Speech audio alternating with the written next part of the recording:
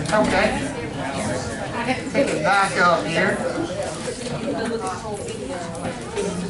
So now we've sort of dealt with the collateral side of the mortgage loan, the mortgage side, the deed of trust side, the foreclosure side of things.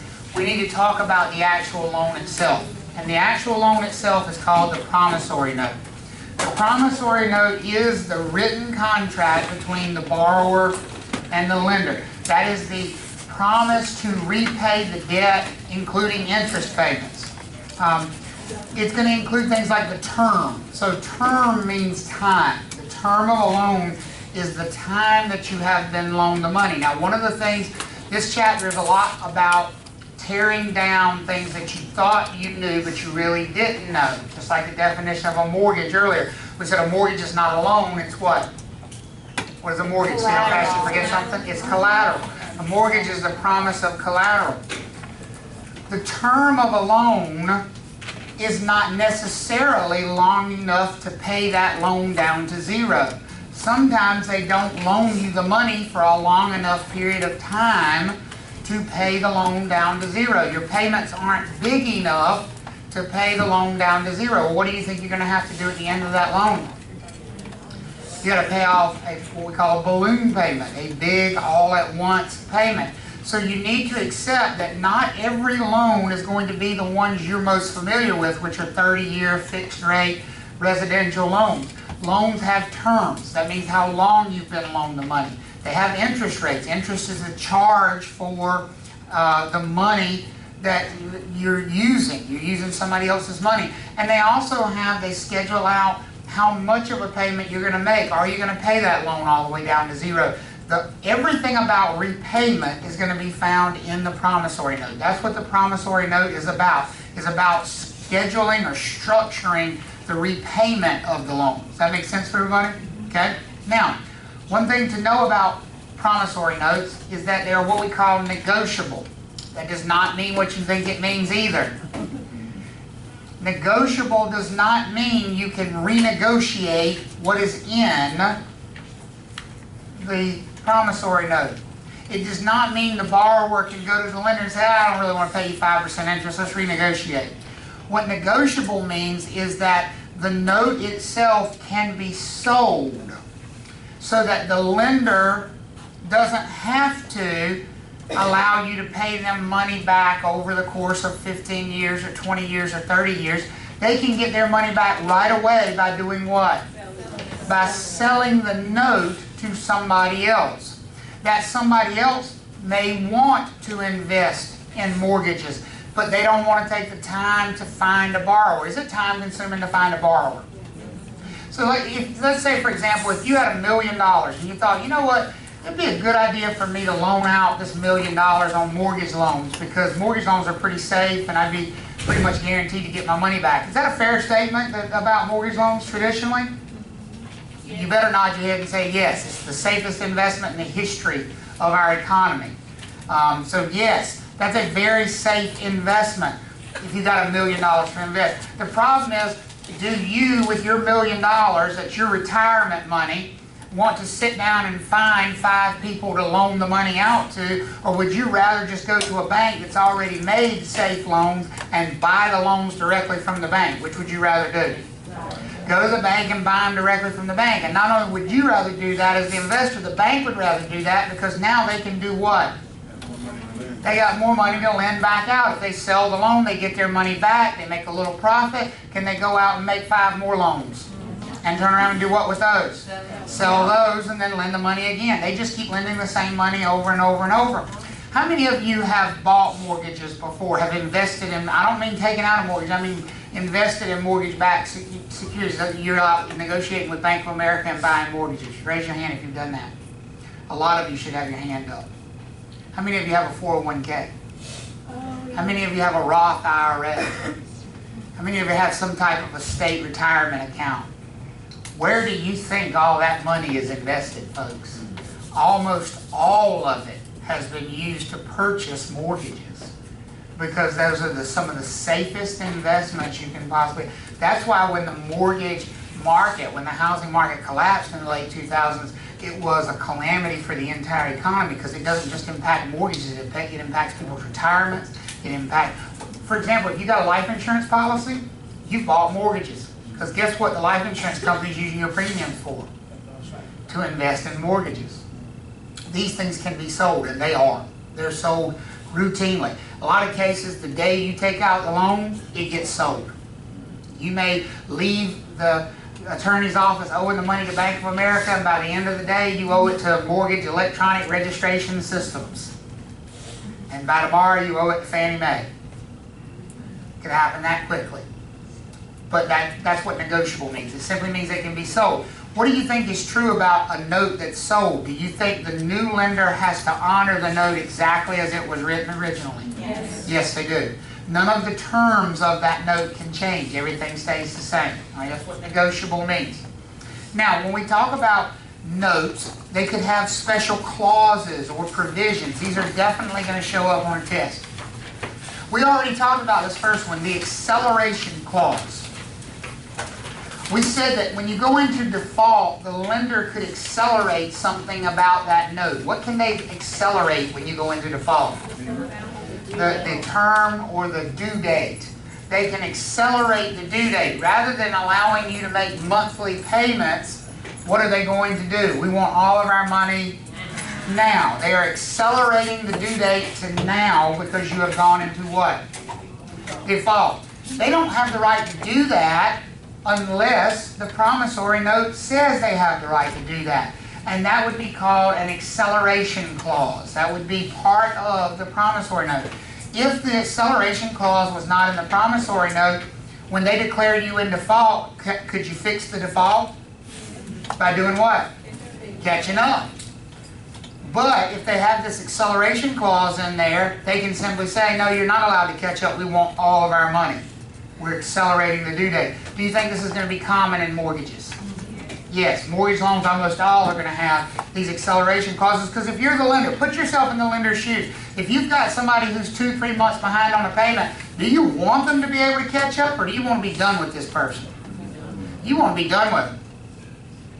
Because here's what would happen. You have to ask yourself exactly what would happen if the acceleration clause wasn't there. If the acceleration clause wasn't there and I send Maggie a notice of default, you are 3 months behind on your mortgage, we consider you in default, we're beginning the foreclosure process, what's she going to send us a check for? 3 months. And then we have to stop. And then 3 months later we're going to have to send her again another notice of default. And what's she going to send us? 3 months. And you'd be able to go back, you'll go back and forth, back and forth. Well, here's the thing. That sounds okay, but it's not. Because number one, the bank needs their money on a monthly basis. The lender needs their money on a monthly basis. Number two, isn't it costing them money every time they have to send that notice of default out? You see what I mean? So they want the ability to declare that thing in default and accelerate the due date now. That's an acceleration clause. Everybody okay on that? You need to understand what effect it has and what effect it would have if it was not there. But are we all good? Okay. Prepayment penalty clause is exactly what it sounds like. What is a prepayment? Pay before it's due. You pay extra. So I make an extra monthly payment. That's a prepayment. I refinance. Is that a prepayment? Yes.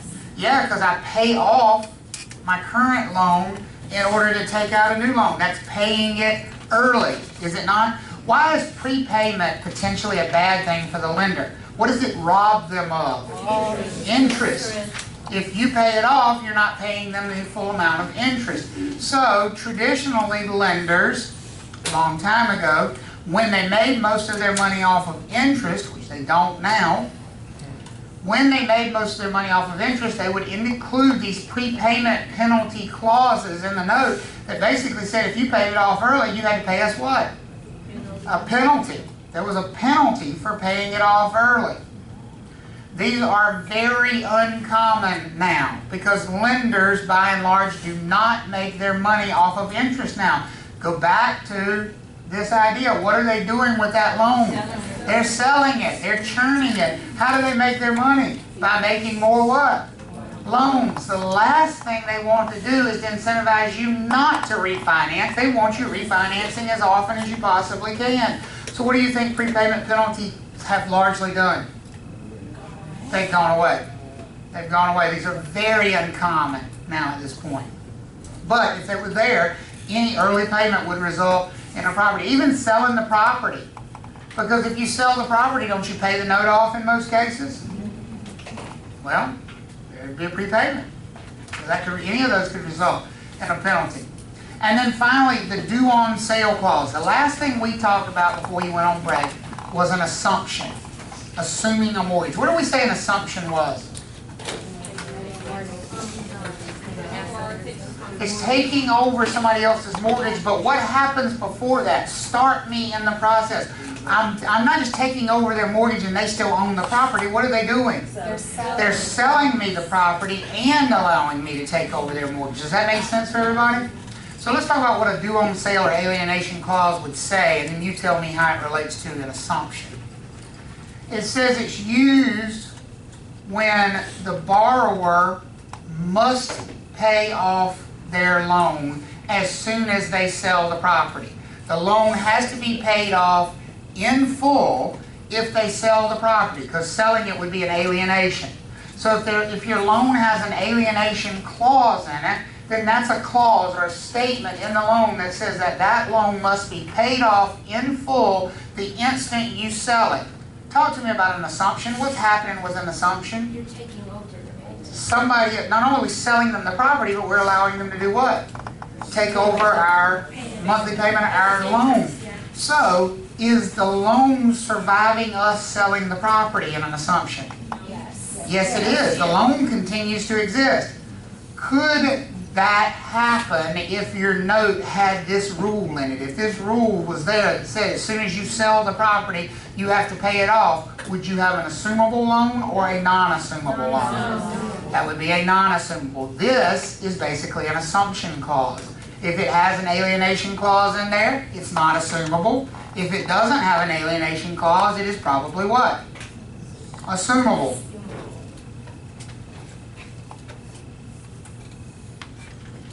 Right?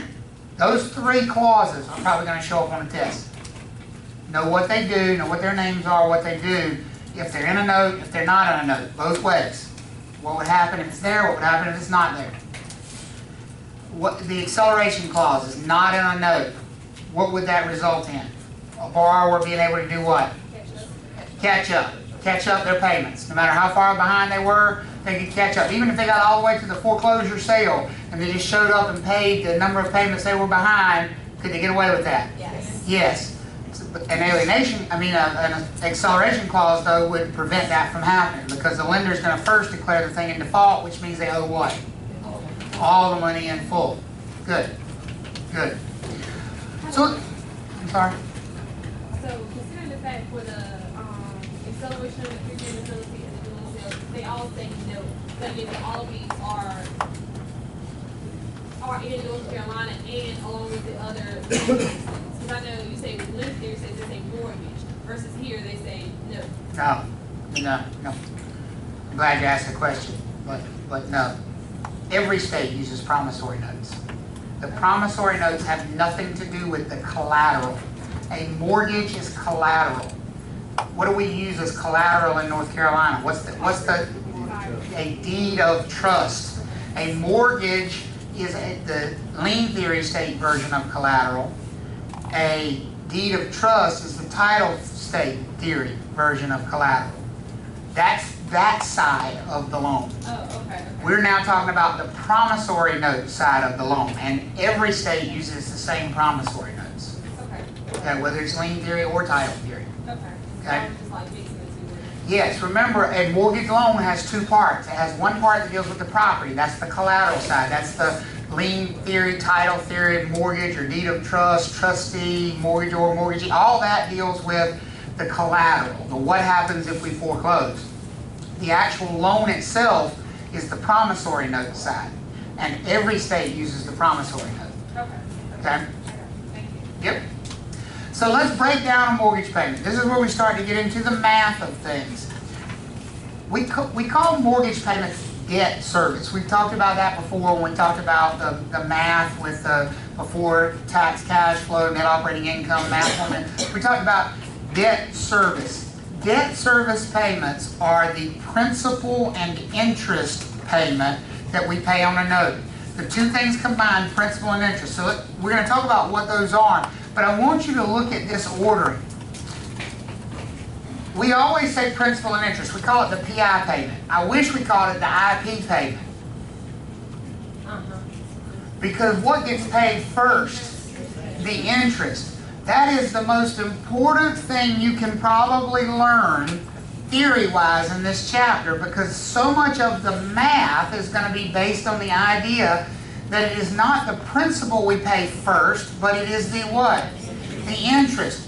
So when we talk about a principal and interest payment, we break them down. The principal is the amount that's going toward the loan balance. The principal balance is the loan balance itself. And so the principal payment is the amount that's going toward that loan balance. But what did I say we pay first? The interest. And so what that means is when we say that our mortgage payment is, our PI payment is $1,200 a month, is all $1,200 of that going toward the loan balance? No. Not only is it not all $1,200, the vast majority of it is probably not going toward the loan balance, because what do we pay first out of that $1,200? Any interest that we owe. So we have to pay the interest that we owe on a monthly basis. When we make that payment every month, we've got to pay the interest that built up the previous month. So I have a September mortgage payment coming up next week. What month's interest will I be paying? August. There is interest building every day. I owe more money today on my property than I owed when? Yesterday. And I will owe even more money tomorrow, because that interest is building up day after day. It's like a taxi cab sitting out in front of the house with the meter running. The longer they wait, the more the meter does what? It runs. And then once a month, what do? You pay and reset the meter back to zero. And so if I wanted to know how much I was actually working that loan balance down, what would I have to know first? How much of that $1,200 is going toward my what?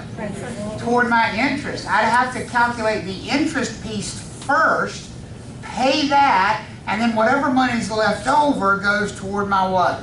Toward my principal. Does that make sense for everybody? That's going to be really important when we get to the math. Believe it or not, if you just get that in your brain, then the math will make a lot more sense in just a second. Now, interest can be due in advance or in arrears. Now, I'm going to give you two words here that I don't have on the slides. I wish I did. I'm going to have to go back and edit and put it in. But I want you to, I'm going to go ahead and introduce you to these two words. Since we talk about interest paid in arrears or interest paid in advance. Interest paid in arrears is interest for the past. And that's also called accrued interest. Accrued means built up. So when you pay interest in arrears, you're paying for interest that's already what? Happened. It's already happened. It's already built up. That's what I mean when I say when I make my September mortgage payment, will I be paying accrued interest or will I be paying interest in advance? Which will I be paying? Accrued. I'll be paying accrued interest because I'll be paying interest that built up during the month of August. I'm building it up every day. Right now I'm accruing more debt every day because we're adding interest to the loan balance. Does that make sense for everybody? So what I owe the bank yesterday compared to today is, today's more. Does that make sense? And tomorrow will be even what? More than that. You know, just to give you on mine,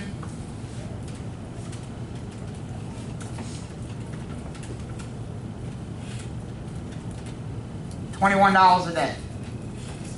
I owe State Employees Credit Union $21 more today than I owed them yesterday, and I owe them $21 more tomorrow than I owe them today, and $21 every day thereafter.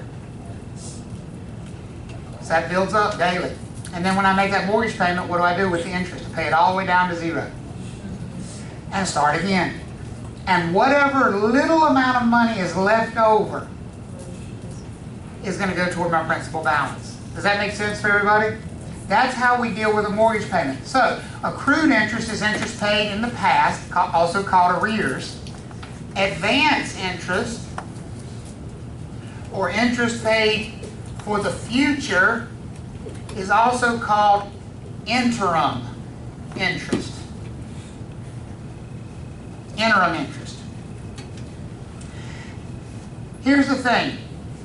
Interest, when we're talking about how much of it we owe, is always less than a full month, because we make a mortgage payment every what?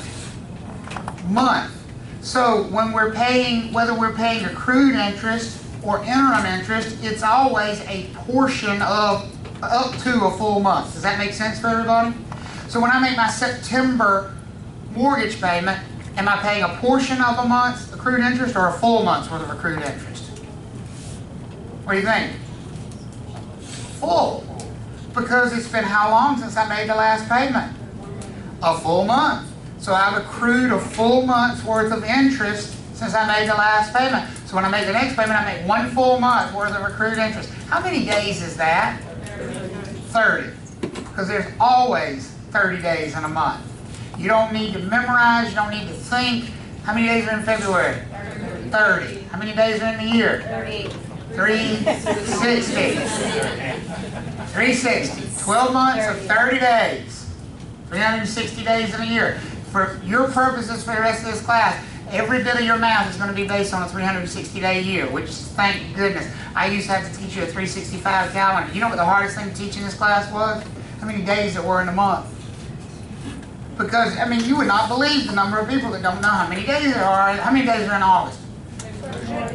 Say some of you said 30. Say some of you gotta say a rhyme. Some of you are like, I have no idea. And I used to have to teach that. You had to memorize it because it would be a different proration based on the month you were in, because some months have 30, some months have 31, February has 28. You guys get off easy now. You get it all, do it all with what? 30. So whenever we're talking about accrued interest, now here's one of those things where I'll stamp my feet and get mad at you.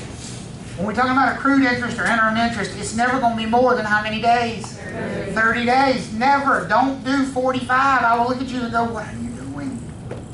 Because we always deal with it in the biggest chunks we deal with it in is what? Monthly. Because we pay monthly. Does that make sense for everybody? Now, to give you an idea of when we might pay future interest, I'm going to put another set of words here.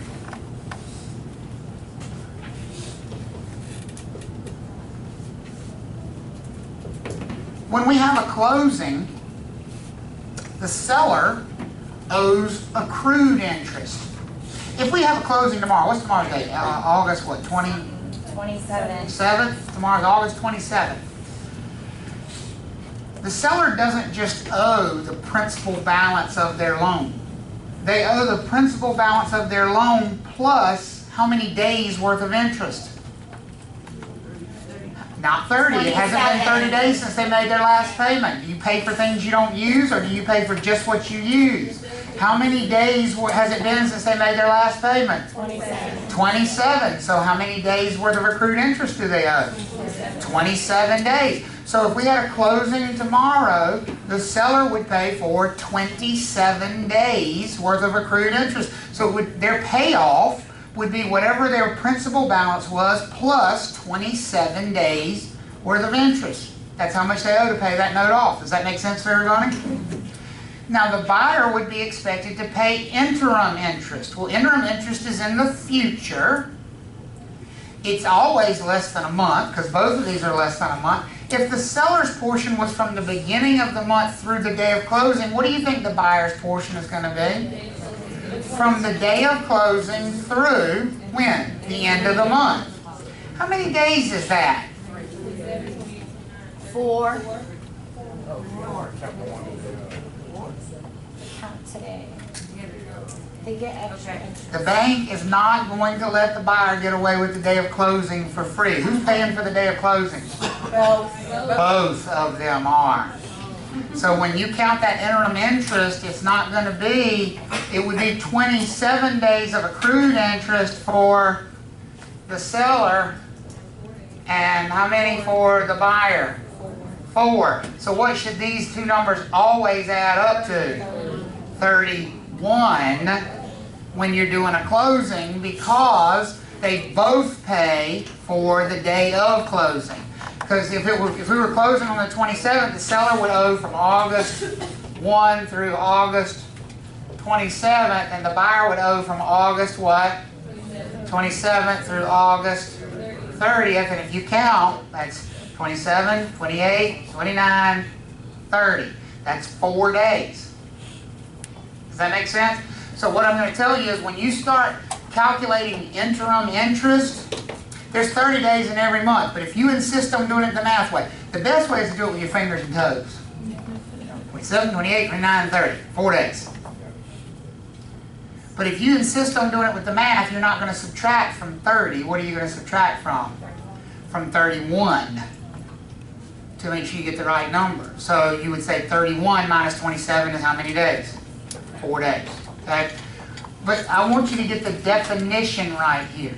Accrued interest. Interest when? In the past. It's already built up. Interim interest. Interest when? In the future. It has not happened yet. On a closing statement, who owes for the past? The seller. Who owes for the future? The buyer. Are we good with those? Okay, good. Alright, good. And we're going to pay the interest first. We'll get to the math of that in just a second. It is most commonly paid in arrears. Almost all mortgage interest is paid in arrears. And you only pay interest on the outstanding loan balance. So in theory, if I'm paying the loan balance down by a little bit every month, I should also be paying a little bit less what every month? A little bit less interest. Now if my payment stays the same month after month, which they usually do, and a little bit less of that is going toward interest each month, then what should be happening to the amount that's going toward principal each month? It should be a few pennies more each month going, and it will be pennies, by the way, from payment to payment. A few pennies more each month going toward the principal. Does that make sense for everybody? And you'll be shocked at how small those numbers are when we start doing that math, what goes toward the principal. So it's the math. Calculating interest. Here is your basic formula for simple interest. It's a T-bar, like everything else we do in here. And the reason you need to memorize it as a T-bar is you don't know what they might ask you for in a test question. Most often, you'll be calculating the annual interest. Well, what does the T-bar say you're going to do with the annual interest? The principal amount of the loan, what? What do we do math-wise? To calculate annual interest. No, to calculate annual interest, it's what? Principal amount of the loan times the interest rate, right? You take the thing you're looking for away and you do with the other two, right? What if I wanted to know the principal amount of the loan, though? What if they asked me how much I owed? What two numbers would I need to know? Annual interest and the interest rate. So what you're telling me is if I gave you the annual interest that was owed on the loan and I gave you the interest rate, you could tell me how much they owe on that loan. Could you tell me how much somebody's interest rate is? With what two numbers? The annual interest and the loan balance. Does that make sense for everybody? So you can do it in one of any of those ways. So here's an example. It says $125,000 loan is issued at 8.75% interest. How much is the annual interest charge? Well, annual interest is just going to be the principal amount of the loan times the interest rate. Does everybody see that? So $125,000 times 8.75% equals $10,937.50 in annual interest. Now you need to get in the habit, probably for a while, of writing the word annual. I know you're lazy. Y'all hate to label things. Everybody does. I was the same way when I was in the 4th grade, no, 5th grade, whatever I started doing algebra. I think it was 5th grade I had pre-algebra. And I hated labeling things. You need to do it though, because you need to remind yourself that this is annual interest, because very often you're going to be asked to deal with monthly interest or daily interest. If you've got this labeled as annual and they ask for month, what do you need to do? Divide it by 12. If they ask for daily, what do you need to do? Divide by how much? 360. Because there are 360 days in a year. If you've got annual and you want to go to daily, you divide by 360. If you've got annual and you want to go to monthly, you divide by 12. Does that make sense to everybody? We good? Okay. So another example here, it says $218,000 loan is issued at 6.25% annual interest. How much is the monthly interest charged? Well, the formula won't give us monthly interest, but it will give us annual. Can we calculate annual and then divide it by 12? Yes. Yep, and that's what we've got here. We've got $218,000 times 6.25%. That's $13,625 annually. And divide that by 12 is $1,135.42 monthly. Everybody okay with that? Now let me just ask you a quick, well, hopefully obvious, it may not be yet, but we'll get you there. If I told you then that my monthly payment was $1,200, could you do the next step and calculate how much of that $1,200 was going toward the principal? Yes. What would you do? Subtract out the interest piece. You would pay the interest first. If you got a $1,200 payment, pay the interest first, and the amount of money you're left over with would be the amount that would be going toward your principal. Does that make sense for everybody? I mean, just think of it as, here's my payment, it's a pile of money, pay the interest first, whatever's left in the pile, that's what goes toward principal. Is everybody okay with that concept? I'm not doing it mathematically yet, but we will be soon. All right, I want you to do these four. Okay, I want you to do these four right now.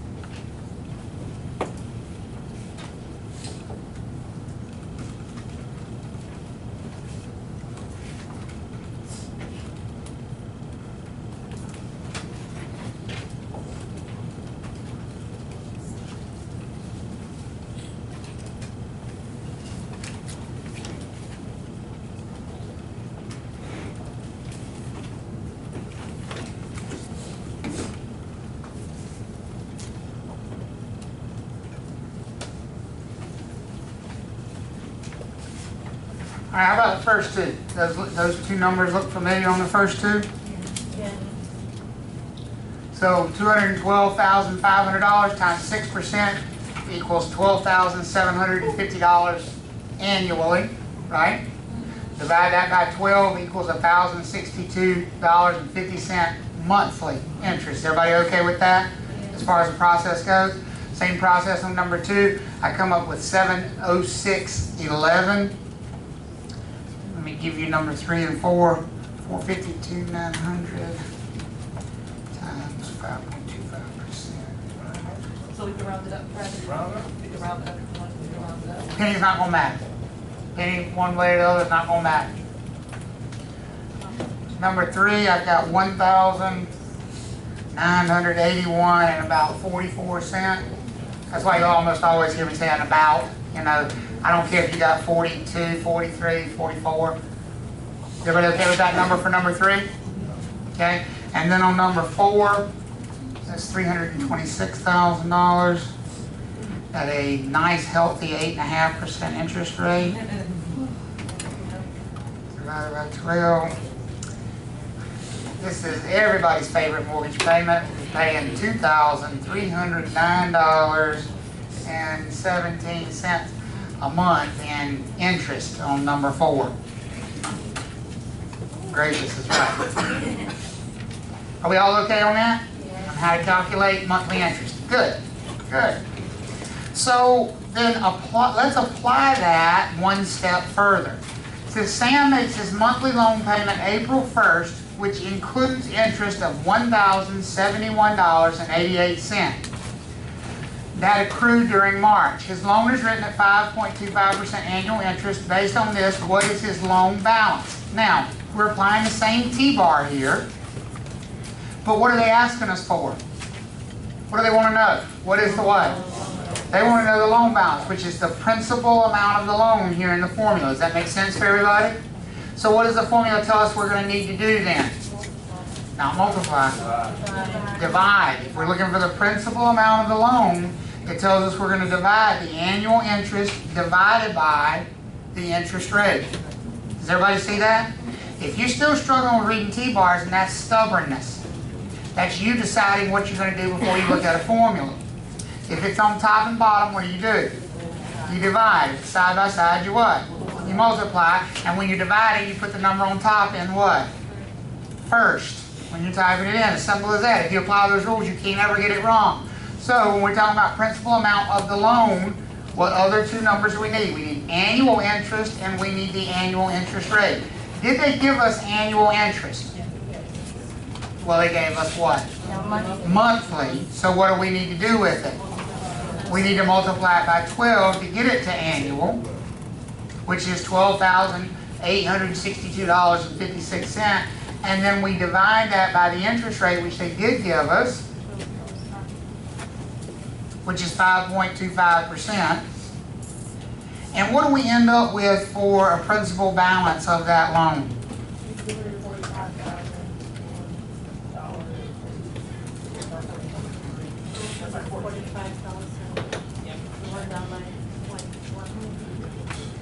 $245,000 basically? Yeah. $245,001 and 14 pennies? Yeah. Is everybody okay on that?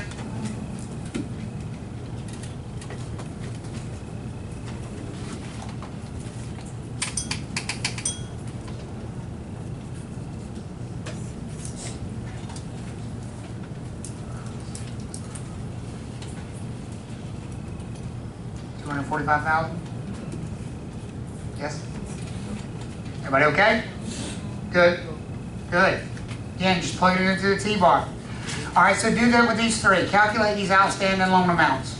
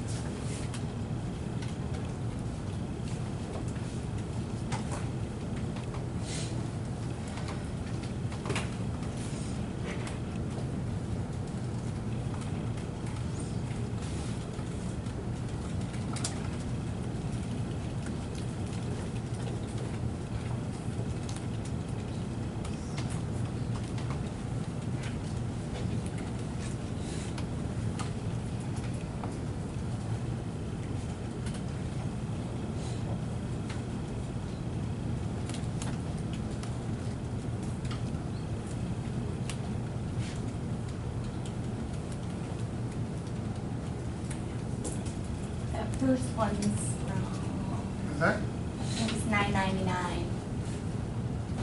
Is it $9.99? Just write it down.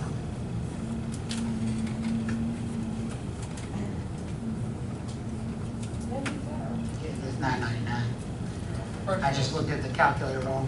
Thank you. 999. I'm gonna short him $1. Or $9. All right, those numbers look familiar? Okay, pretty good. So now you see how you can use that same T-bar to calculate a loan balance. Well, the only thing we haven't calculated so far is to calculate the interest rate itself. What does the T-bar say the interest rate is going to be? If I'm looking for the annual interest rate, it's going to be annual interest what? Divided by the principal amount of the loan. Annual interest divided by the principal amount of the loan. So, on example here, it says Omar pays his mortgage on the 1st of each month. His July payment included accrued interest of $1,050 owed on his outstanding $315,000 loan balance. Based on this, what is the interest rate of the loan? Well, we need annual interest, and they gave us what? Monthly. So what do we have to do with it? Times 12. So that's what the first thing we've got here in our answer is $1,050 times 12. That gives us annual interest of $12,600. Everybody okay with that? $12,600. And then we take that $12,600 and divide it by the principal amount of the loan, which they told us was $315,000. Everybody okay with that? And because that's a rate, anytime we're calculating a rate, what do we always have to do? Multiply by 100, so it comes out to be 0.04 times 100, which is what interest rate on this note? 4%. 4%. That's a 4% rate note. All right, go ahead, you know the drill. Go ahead and do the next three there.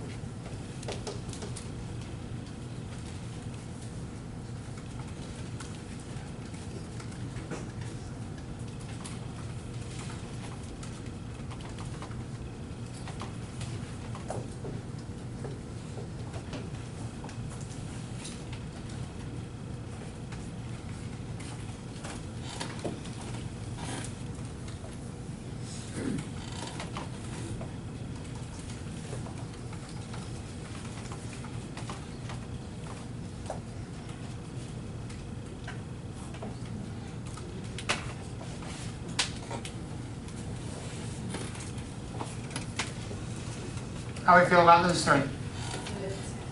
4.25%, 5.5%, and 3.75%. Everybody okay with all those? No? Somebody say no? Good? Yes. What you confused about? Talk to me.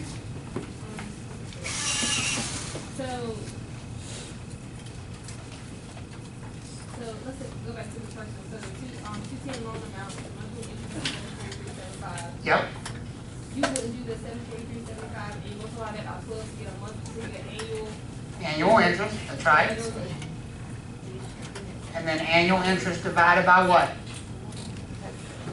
Oh, okay. By the loan amount. So I did it backwards. I did the, okay. You did big number divided by little number, right? That's exactly what I did. Not in first grade anymore, right? It's one of the hardest lessons to learn, believe it or not, in this class. You do not automatically divide the big number by the little number. You divide them in the order they show up in the formula. Okay. And what's on top in the formula is the interest, right? So it's interest divided by loan amount. Okay. And I'm not picking on you that. That's a very common thing people do. It's just your brain works that way. You think, small numbers should get divided into big numbers, but that with rates, that's usually not the way it works. Okay. I got it now. Okay. I had it backwards here. Okay, good. Is everybody else, are we good now on calculating interest rate? Because these are all building blocks. We're building up. We really haven't even gotten to what would be on a test question with any of these yet. We're building toward it. Okay? So now we want to get into the idea of an amortized payment. This is a fancy word, but all it means is structured monthly payments. Amortization is a structured monthly payment. It means that we are paying down a loan amount, a principal balance in regular, normal monthly payments. The payments stay the same every month. So if the payments stay the same every month, what are we paying less of every month and what are we paying more of every month? Less interest. Less interest and more principal. And that changes month by month because we pay less interest because we owe less money. We have less of a loan balance to pay interest on. But since our payment stays the same, what that means is that the amount of the payment going toward, we don't lower the monthly payment, we simply apply more of the payment toward what? Toward the principal. Does that make sense for everybody? And that's why you reach sort of a tipping point with mortgages where you are finally making big progress on them. Unfortunately, it takes about 10 years to get to that point with a 30-year mortgage. Okay? So, when we look at this, remind you, we pay the interest what? First. One of the things I'm going to point out to you is to always pay it in reverse. We say a PI payment, principal and interest. Well, you don't pay it PI, you pay it what? IP. And when we expand that in a little bit, we will talk about a PITI payment. That stands for principal, interest, taxes, and insurance. You're going to pay it in reverse. So principal, interest, taxes, and insurance. What are you going to pay first? Insurance. The insurance, and then the what? Taxes, and then the interest, and then that last little bit that's left over goes toward the what? Toward the principal. We always pay it in reverse from the way it's named. I don't know why, but that's the way we do it. Okay? So we pay the interest first, and then whatever's left over goes toward the principal. We talk about the difference between the terms fully amortized and partially amortized. Fully amortized and partially amortized mean two different things. If a loan is fully amortized, that means we pay the balance all the way down to zero at the end of the loan. It is paid all the way down to zero. What that means is that our payments are big enough that if we make all of them, we owe how much money? Zero. Zero. Partially amortized means we're paying it down, but we aren't paying it down fast enough. When we get to the end of the loan, we still have an outstanding balance. Does that make sense for everybody? And why would we do a partially amortized loan? What is the motivation? What did I say was smaller? The payment. Payment. Our payment is not large enough, therefore it is what? Smaller. Smaller. It's not big enough to pay the loan. So the motivation with doing a partially amortized loan is you get a lower what? Lower monthly payment. That's that why piece. You have to always ask yourself why. Don't try to memorize these things. Think to yourself, why would I want a loan that's not going to be completely paid off at the end? Because I'm trying to do what? Get the lowest payment I possibly can. That's why you would do that loan. Now, is there going to be a reckoning date on that thing? Yeah, because when the loan comes due, you're gonna have an outstanding balance, and what are you gonna have to do with that outstanding balance? Pay it off. And it's probably gonna be a big one. Is it gonna be more than you originally borrowed? It's gonna be less than you originally borrowed? Yeah, it's gonna be more than zero. So it's gonna be somewhere between zero and what you originally borrowed. That's partially amortized. What balance would you owe at the end of a fully amortized loan? None. Nothing. What do you think most mortgage loans are? Fully amortized. Most mortgage loans are fully amortized. When you make your last payment, what do you owe? Nothing. You don't have a balloon payment at the end. Who has I'm sorry? Equity lines are usually partially amortized. what is a partially amortized loan? Where do you see those? Commercial real estate. Commercial real estate is almost always partially amortized. Imagine if you were buying Crabtree Valley Mall, and you had to amortize that thing out over 25 or 30 years. What would the monthly payment look like? An astronomical amount of money. So you'd never be able to make the payment. The cash generated by the property would not be able to support the mortgage payment, so you do a partially amortized loan, which would give you a balloon payment, of course. And what would you do at the end of that period? What would you do at the end of that balloon? You'd refinance it. You'd refinance and take out another partially amortized loan to carry that debt for another 7 or 10 years or whatever it would be. So it's most commonly used in commercial real estate, very rarely in residential. Okay? This is just a chart to give you an idea of the way principal and interest stack up with each other in fully amortized loans. The blue portion up here in the top chart is the portion of the payment going toward interest, and the red is the amount going toward principal. What you notice in the beginning is there's a very small amount going toward principal, and most of the payments going toward what? Interest, and over time that declines to pay less and less interest, but more and more principal. That's a fully amortized fixed rate mortgage. Fully amortized means you pay it all the way down to what? Zero during the term. And fixed rate means that the interest rate is what? Fixed. Fixed, locked in, and cannot change. Versus an adjustable rate mortgage where the rate could fluctuate. Usually in what direction? Up. Up, yeah. Balloon payments. Balloon payments happen when you have a less than fully amortized loan. In a fully amortized loan, your balloon payment is zero because you've paid the whole balance off. In a partially amortized loan, are you going to have a balloon payment? Yes. We could also have something even less than partially amortized. You think we could have a loan where we paid just the interest and never paid anything toward the principal? We call them interest-only loans or term loans. In an interest-only loan, what do you think you're doing with the principal balance? Nothing. Looking at it every month. Staring at it. What are you paying? Just the interest. So what is your loan balance doing? Stays the same. What will your balloon payment be at the end of the loan? The whole thing. Why? I'm going to ask that question. Why? Not why would you owe the whole thing. Why would you do this loan? Why would you get this loan? You can't pay interest off quicker because it's never going to go away. It keeps accruing month after month. Smaller what? Smaller payment. Is an interest-only loan going to have a much smaller payment than a partially amortized loan? Is a partially amortized loan going to have a much smaller payment than a fully amortized loan? Absolutely. So you do it, it's payment motivated. What if you need to get out of your head that it's all about houses. We finance commercial properties as well. If I could go out and I could buy a piece of commercial property that was generating me $100,000 a year in income, would I really care that I had an interest-only loan on it? No, because what am I doing? I'm still making what? $100,000 a year in income. I don't care if I ever pay it off, because guess what's paying the mortgage payment? Not the tenants themselves. The revenue from the property is paying that note payment. I don't care if I ever pay the property off. I don't care if I ever pay the balance down $1. All I care about is the income or revenue that I'm generating year after year after year. And if it's making me $100,000 a year, leave it alone. Let it sit there and be interest only. Because if it was anything more than interest only, I wouldn't be making $100,000 a year because my what would be higher?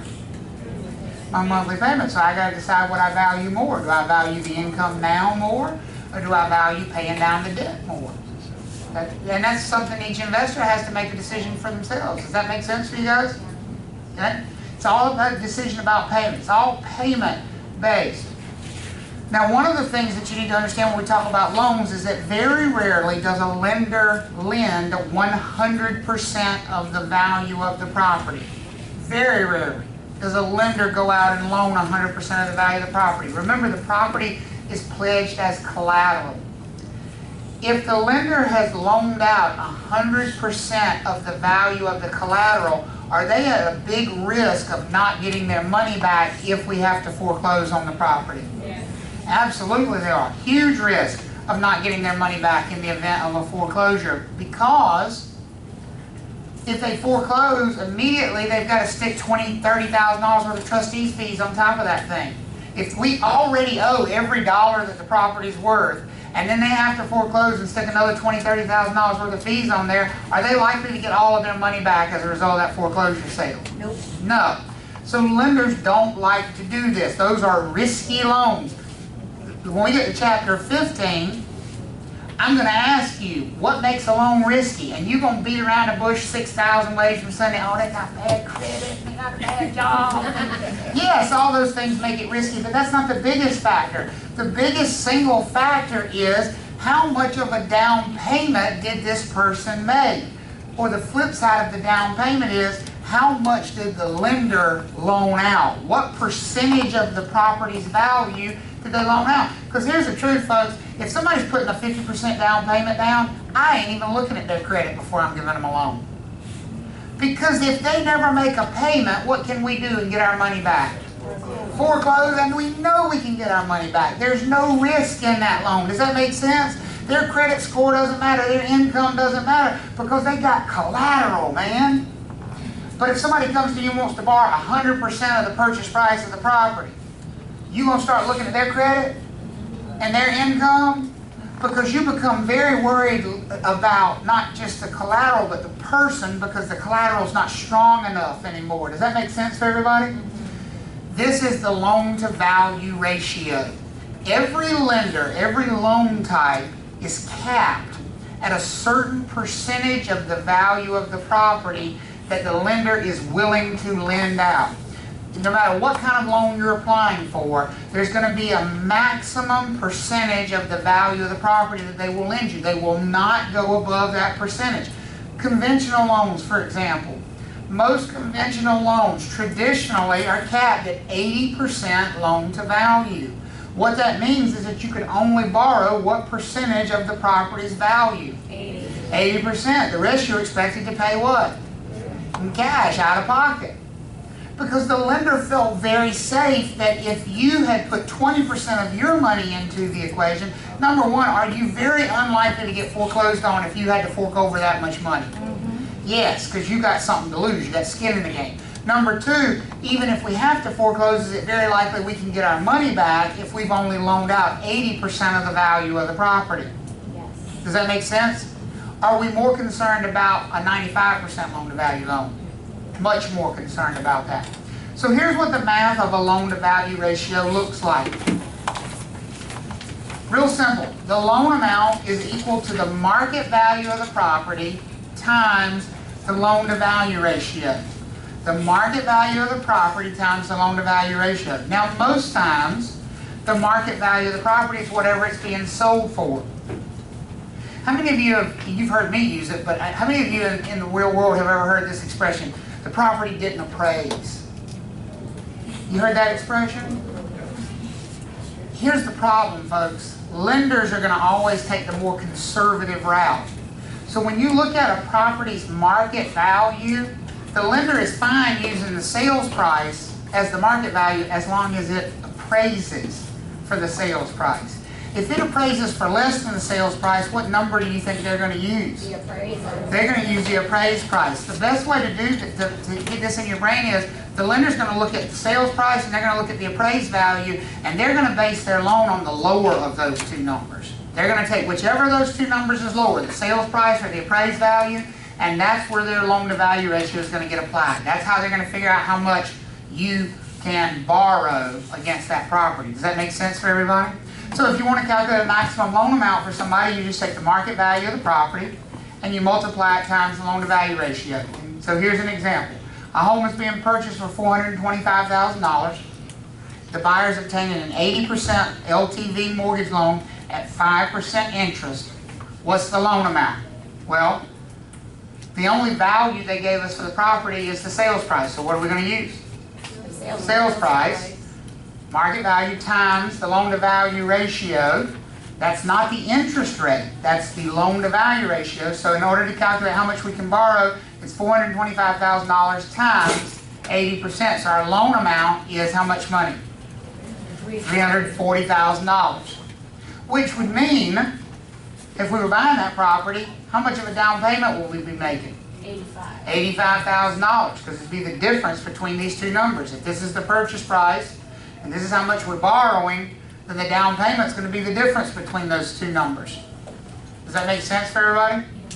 Okay, that's how you calculate somebody's loan amount, called a loan-to-value ratio. So here's an example. It says a home is being purchased for $178,500. The buyer is obtaining a 90% loan-to-value mortgage loan at 4.5% interest. What is the monthly interest? So if you go back and look at the examples we worked on before, how did we calculate monthly interest? I mean, the formula's still up here. Or actually, it's not, that T-bar's not up here. Well, how do we calculate monthly interest? We first calculated what kind of interest? Annual interest, and then divided it by 12, right? But what two things did we need to calculate annual interest? We needed to know the interest rate, which we got, 4.5%, but we also needed to know what? The balance of the loan. They did not give us the balance of the loan here. That's what the wrinkle is in this test question. We have to know how much money we're borrowing, because folks, we are not going to pay 4.5% interest on $178,500 because we're not what? We're not borrowing all of that. We're only borrowing what percentage of that? 90%. We're only borrowing 90%. So the first thing we need to do is calculate our loan amount. That's going to be the value of the property times the loan-to-value ratio. So our loan amount is $160,650. Is everybody okay with where that number came from? Yes. Okay? Now, can we use that number then to calculate the annual interest owed on that loan? All right? So $160,650 times 4.5% annual interest is $7,229.25 in annual interest. But they want to know what? Monthly, so we're going to divide it by 12, which is $602.44 per month. You see, now that is much more of a test style question, because they want you to combine two pieces of knowledge. They want to know, can you calculate a loan balance, and then can you calculate interest from there? And yes, it's going to get built on and get more complex than that.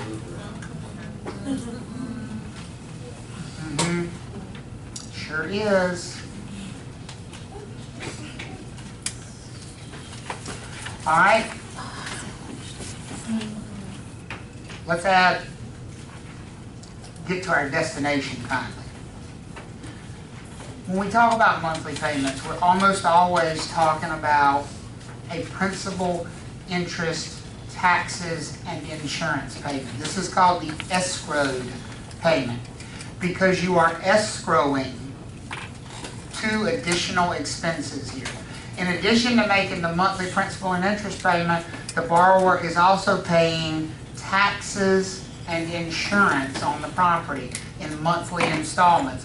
Why do you think your lender feels more comfortable having you pay your taxes and insurance to them monthly than waiting for the bill to come out at the end of the year and writing a check?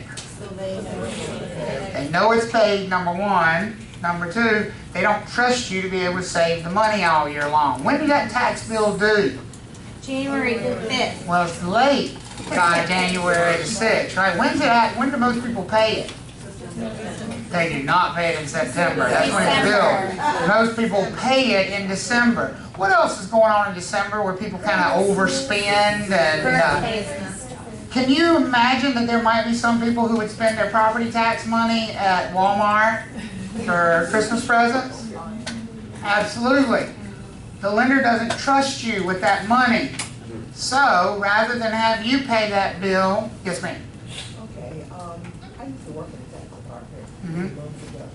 So they get a discount, like if your bill goes out in July, this is gonna then they would get a discount, the borrower, say Bank of America, they got a discount. So where would that percentage of the discount, does it go back, that money go back into? It should go back into the escrow account, right? It should be, I mean, they have to show what they've actually dispersed out of the escrow account. Yeah, they get, so that what you're saying is they provide you a discount if you pay early? Right. Yeah, that makes sense. So like in July. How many lenders actually paid them early? Probably not many. It was quite a few. Well, did they? Back then, yeah. No, that's good. That's good. I would assume most of them would leave it sitting there drawing interest in their own accounts. Interesting. So they don't trust the borrower, the bank doesn't, to make this payment because it's a one-time a year payment. So it's a big number. Property tax is a big bill. Insurance a big bill one time a year. So what they do is they structure it as part of your monthly payment. In addition to collecting principal and interest from the borrower on a monthly basis, they're going to take the yearly tax bill and divide it by what? 12, and they're going to collect that much for property taxes every month and put it in a trust account. Hold it for you. They're going to collect 1/12 of your insurance bill and put it in a trust account and hold it for you, and then they will pay those expenses. On the test, you're going to be faced with trying to decide how much of a payment goes toward the principal. When you're dealing with PITI, which way did I say we're going to pay them? In reverse, right? So we're going to pay what first out of that PITI payment? The insurance. And then we're going to pay the what?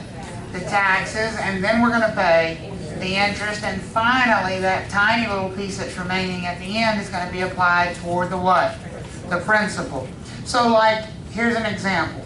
Shelly's taking out a $100,000 mortgage loan at 5% annual interest. Her monthly PITI payment includes escrows for her property taxes and insurance on the home. Her annual property tax bill is $1,200, and her annual hazard insurance, or homeowner's insurance, and it's the same thing, is $600. What's the breakdown of the $687 monthly mortgage payment? Well, what do we need to pay first? Insurance. Here's what we know about the insurance. They told us it is how much per year?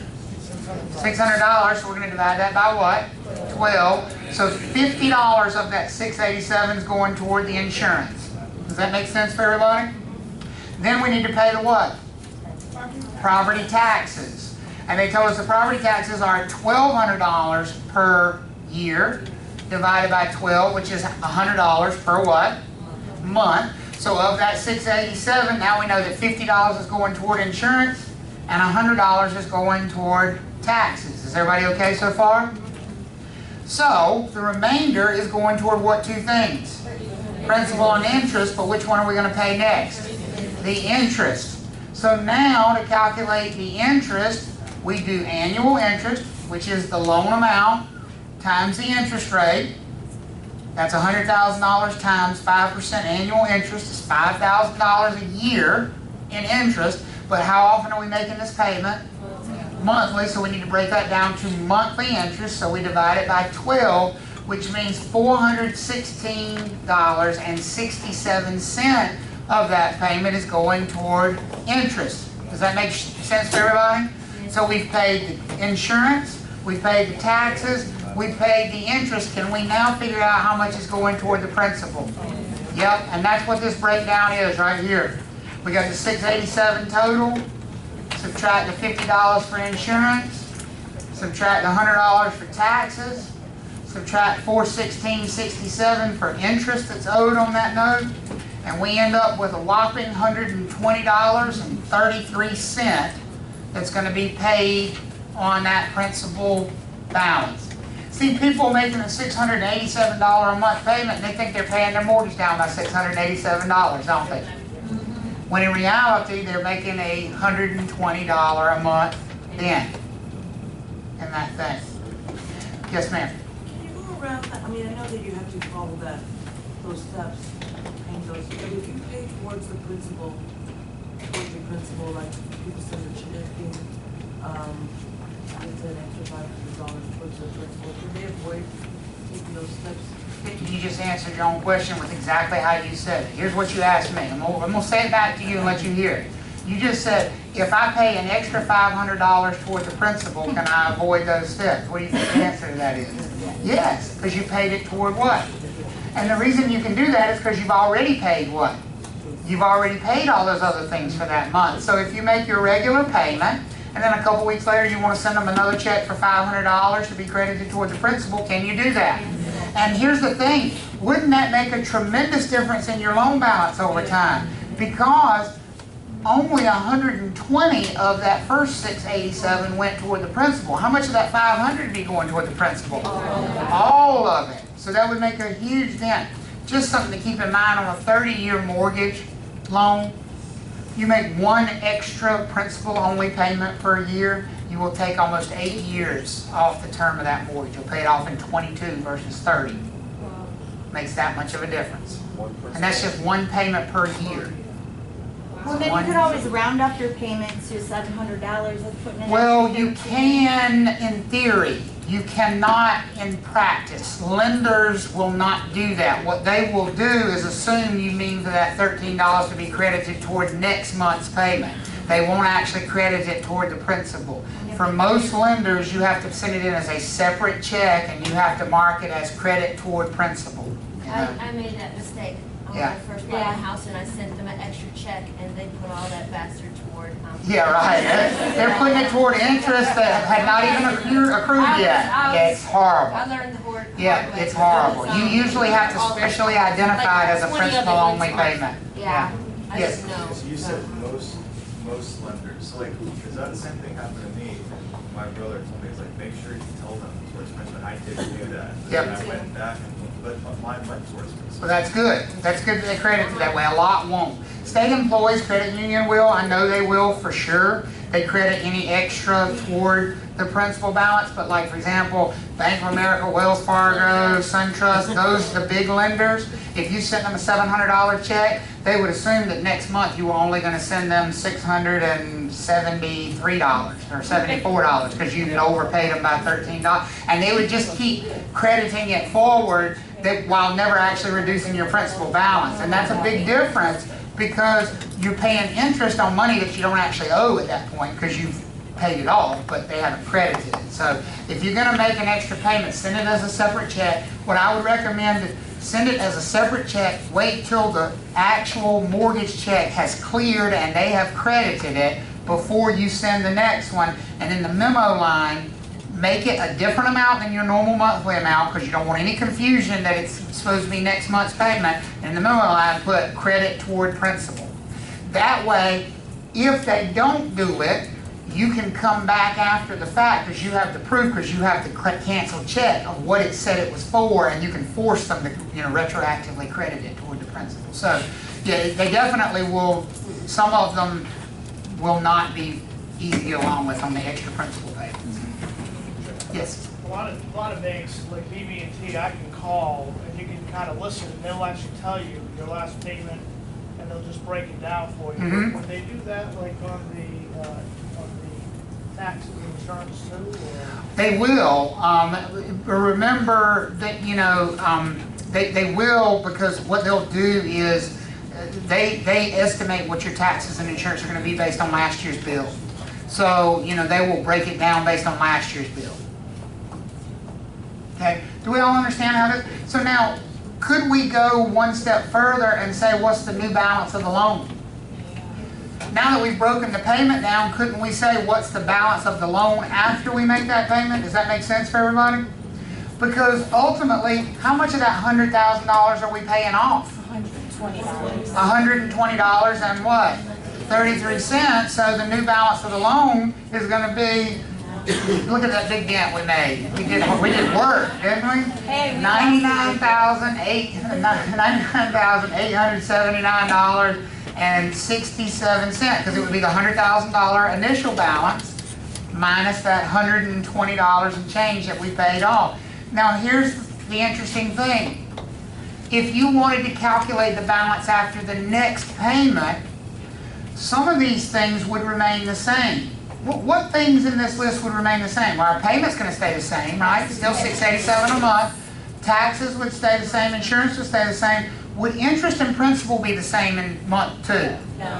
No, it would be a little bit less for interest and a little bit more here. So if you were doing month 2, you would have to start calculating the interest using this new balance, right? When you calculated the interest owed, you wouldn't start back at $100,000, you would start at the $99,879 and change. And that's what the next slide deals with. It says in the same question, you know, what's the new balance after 2 payments? So this requires us to repeat the process. The good news is we don't have to repeat the whole process because we know a lot of the payment stays what? Exactly the same. The payment total stays the same.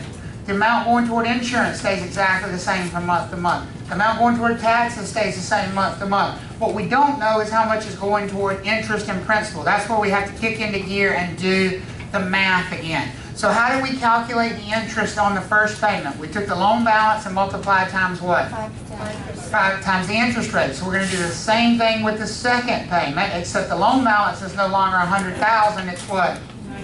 99. Are you going to have to be really clear and make notes for yourself as you start progressing through these? Yeah? Because your new balance is going to be $99,879.67 times that 5% annual interest rate. And I don't know why I have $2 signs here. Apparently I was very excited. It's $4,993.98 in annual interest, which if you remember, how much was our annual interest in month 1? Do you remember? 50 cents. It was $5,000 a year. So we've knocked that. We've knocked it way down. So divide that by 12. Our monthly interest is $416.17 for month 2. Does that make sense for everybody? Because if we go back and look at month 1, our monthly interest was what?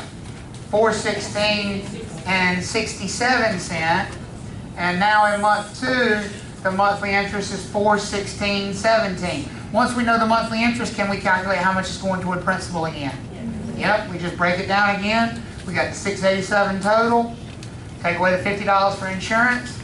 Take away the $100 for taxes. Now subtract our interest amount for month 2, which is $416.17. And that would be $120.83 going toward principal in month number 2. Paint it down. Well, man, we're making progress here, right? 50 cents better every month. And can we now calculate the loan balance after that second payment? Yeah. Yep, we just go back to our starting balance, which the starting balance was $99,879.67, and we paid off $120.83 this month, which leaves us with a remaining balance of $99,758.84. So they've made almost $1,400 in house payments, and they've paid it down about $240. Welcome to the wonderful world of mortgaging. You got 29 years and 10 more months. That's right. You got another 358 of those payments to make. How we feel about that? Pretty decent? Okay. All right. So let's do this then. I'm going to stop right there for your lunch break. Okay. Now let me talk to you a second about.